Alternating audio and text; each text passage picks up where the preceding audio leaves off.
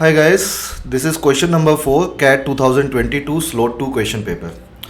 So let's see this question. This question says that if a and b are two non-negative real numbers such that a plus 2b is equal to 6, then the average of the maximum and the minimum possible values of a plus b is. तो question average का भी कह सकते हैं हम और numbers का भी कह सकते हैं. तो देखिए क्वेश्चन को कैसे अटेम्प्ट करना था हमें, इस क्वेश्चन को कैसे करना चाहिए. क्वेश्चन में a plus two B is equal to 6 दिया हुआ है हमें. a प्लस टू बी का वैल्यू 6 है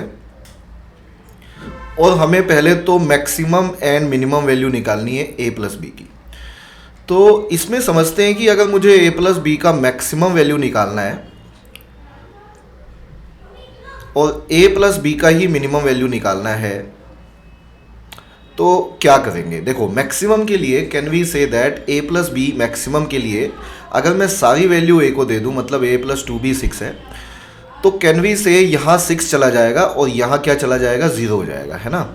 या फिर ये हो सकता है, देखो 0 नॉन नेगेटिव रियल नंबर्स है. नॉन नेगेटिव मतलब नेगेटिव नहीं ले सकते, तो 0 से कम नहीं दे सकते. मैंने पहले 0 दे दिया. कोई और वैल्यू दे के देखिए आप. 1 देंगे तो ये क्या हो जाएगा, ये 1 देंगे तो ये 2 हो जाएगा वैल्यू. 2 इंटू 1 2, तो ये वैल्यू 4 होगी. ऐसे ही 2 देंगे यदि यहाँ पे तो ये वैल्यू 2 निकल के आएगी क्योंकि 2 2 जा 4. और 3 देंगे अगर यहाँ पे तो ये वैल्यू 0 हो जाएगी, है ना. 4 दे नहीं सकते क्योंकि 4 देंगे तो 8 हो जाएगा, ये -2 आ जाएगा, तो माइनस में आ नहीं सकता. अब अगर मुझे a प्लस बी को बढ़ाना है तो आप देख पा रहे होंगे 6 प्लस 0, यहाँ पे 6 बनता है इनका सम. a और b का सम है ये a है और ये b है.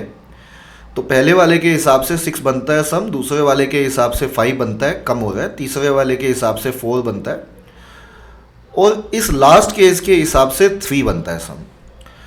तो अगर मुझे a प्लस बी की मैक्सिमम वैल्यू बोलनी है तो we can say that a plus B जो मैक्सिमम निकल के आया है वो 6 आया है और a प्लस बी की मिनिमम वैल्यू देखनी है तो वो कहेंगे कि हम 3 निकल के आई है.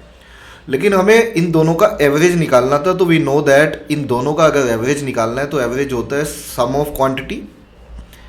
एवरेज का जो फॉर्मूला होता है वो होता है sum of quantities divided by number of quantities, है ना. तो सम मतलब इन दोनों का सम, मैक्सिमम और मिनिमम वैल्यू का सम. तो सम हो गया 9, 6 प्लस 3 और कितने नंबर्स हैं, ये 2 नंबर्स हैं, डिवाइड बाय 2. तो आंसर आना चाहिए इस क्वेश्चन का 4.5.